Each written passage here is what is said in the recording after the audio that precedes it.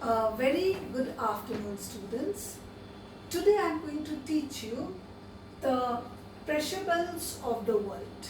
Okay, this is for class 11, even 9 and 8 can see this video. Okay, now the word pressure belt denotes the horizontal distribution of pressure in the entire earth. Okay, this you have already done in the previous class. Now a little more in detail. Now the sun's rays shines directly on the equatorial belt. Okay, so the sun shines directly on the equatorial belt for the entire year and heats up the belt from 0 to 10 degree north and 0 to 10 degree south.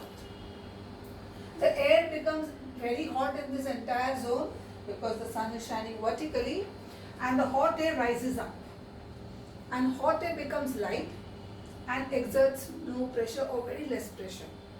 So the belt from 0 to 10 degree north and south of the equator is the equatorial low pressure belt. In this equatorial low pressure belt, there is high temperature. Because of high temperature, the rate of evaporation is also very high.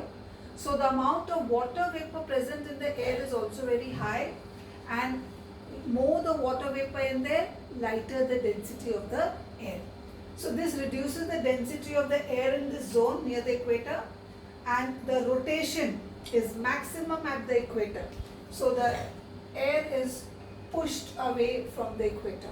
Okay, so these are the three reasons which make the equatorial belt a low pressure belt, a calm belt where the winds are blowing very calmly, and these belts are known as doldrums. Okay, they are known as doldrums. Okay. Next we have all the air that rises from the equator. The hot air rises and cools and settles around the 23.5 degree to 35 degree north latitude and 23.5 degree south to 35 degree south latitude. So all the air goes and cools and settles, and this is known as the subtropical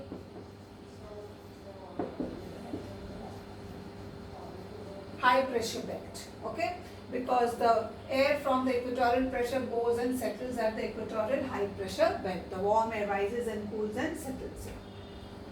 Clear?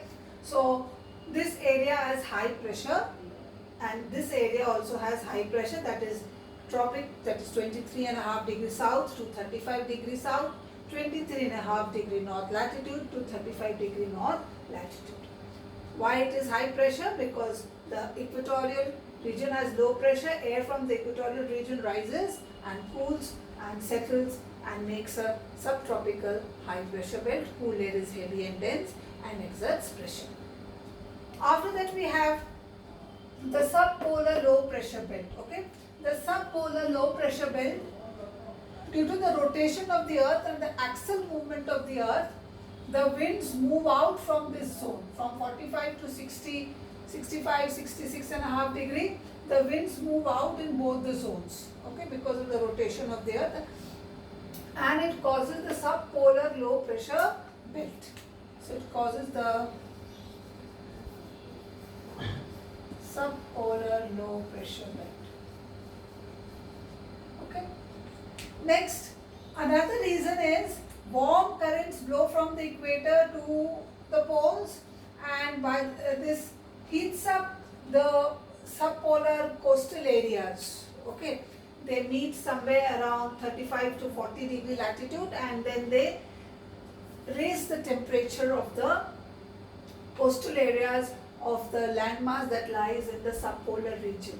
Okay, and these warm currents raise the temperature, and hot air above the coastal areas rises up and a low pressure is created. So two reasons: due to rotation of the earth, winds move out and a low pressure is created, and the warm currents heat up the areas, coastal areas of the subpolar low pressure belt and raises the temperature, and hot air rises up and low pressure is created. So subpolar low pressure in both the hemispheres are created by two ways, rotation and the warm currents. Next, at the poles, the sun's rays is very slanting. At the poles, the sun's rays is very slanting. So, very slanting rays of the sun. It is very cold, and colder is heavy and dense and sinks down and causes the polar high pressure belt. It is called the polar high pressure belt. So, it is around 80 to 90 degree north of the equator and 80 to 90 degrees south of the equator, that is around the poles. Okay. So, these are the major pressure belts. Now, depending on the pressure belts, you have three major wind systems also blowing. Okay. So, pressure belts and wind system.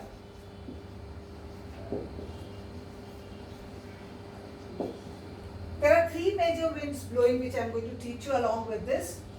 The winds blow from high pressure to low pressure.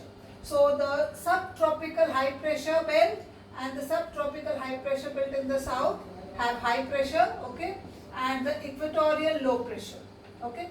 So, winds blow from high pressure to low pressure. So, from the subtropical high pressure belt, we have the winds blowing known as the northeast trade winds, and here it blows in the southern hemisphere from the eastern side, and these winds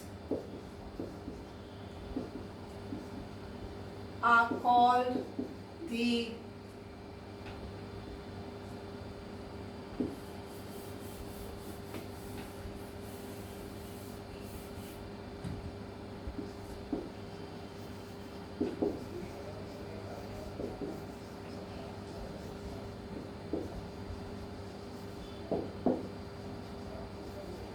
southeast trade winds, okay.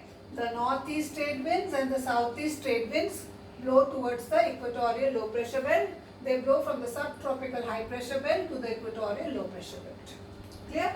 So, this is permanent wind which blows all the year round. Next, again from the subtropical high pressure belt, winds blow from the western side, this side, okay. This is the west. Okay, so from the western side it blows, and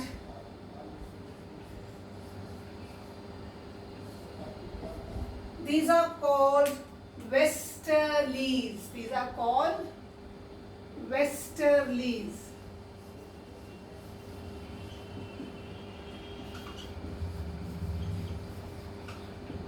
Okay, these are westerlies. They are blowing from the west, again from high pressure to low pressure, subtropical high pressure to the subpolar low pressure, westerlies. Okay.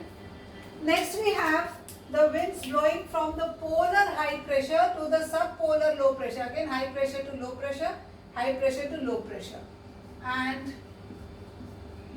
these are called polar easterlies.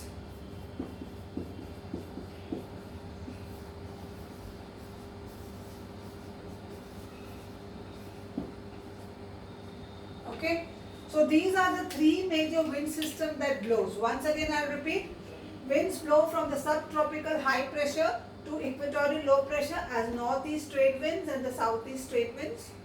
Then winds blow from the subtropical high pressure to subpolar low pressure as westerlies, they are going from the west. And then from the polar high pressure to the subpolar low pressure, again high pressure to low pressure, wind always blows from high pressure to low pressure as polar easterlies. Okay, these are polar easterlies, are very cold winds. So this is the pressure belt and the wind system, both are interrelated. Another thing I will tell you, winds when cross the equator, after crossing the equator, the winds get deflected towards the right. Okay, after crossing the 0 degree equator, wind gets deflected towards the right. If they cross the equator and they are coming from the southern hemisphere, they get deflected towards the right because of the Coriolis force effect. And even ocean currents gets deflected towards the right, okay, in the clockwise direction. And winds when come from the north pole to the northern hemisphere to the southern hemisphere, it gets deflected towards the left. Okay, this is also because of the Coriolis force effect. Even ocean currents coming from the northern hemisphere and crossing the equator going towards the southern hemisphere gets deflected towards the right. Even wind gets deflected towards the right. So the deflection of winds and ocean currents is because of the Coriolis force effect. Okay, Coriolis force effect. You also call it as Farrell's law. So the rotation of the earth and the Coriolis force effect created by the rotation of the earth causes the deflection of ocean currents and winds towards the right in the northern hemisphere and towards the left in the southern hemisphere. Okay, thank you.